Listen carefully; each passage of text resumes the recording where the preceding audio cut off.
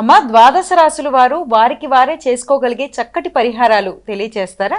ద్వాదశ రాశుల వారికి పరిహారాన్ని కనుక గమనించినట్లయితే మేషరాశి నుంచి మీన రాశి వరకు 12 రాశుల వారికి కూడా ప్రతి వారికి తమ వ్యక్తిగత దైవాన్ని ప్రార్థించుకుంటూ ముందుకు వెళ్ళడం ఒక విధానం అయితే, దాంతో పాటుగా ఈ రోజున గోచారీత్యా చెప్పుకునే స్వల్ప సమస్యల్ని అధిగమించడంలో భాగంగా ఈ రోజున తప్పనిసరిగా గౌరీదేవికి సంబంధించిన శ్లోకాలైనా, అష్టకాలైనా, అష్టోత్తరాలైనా, నామావులైనా ఏదైనా సరే ఏది చేసుకోగలిగితే అది చేసుకుంటూ, అంటే పార్వతీదేవికి సంబంధించిన ఏదైనా సరే చేసుకోవడం.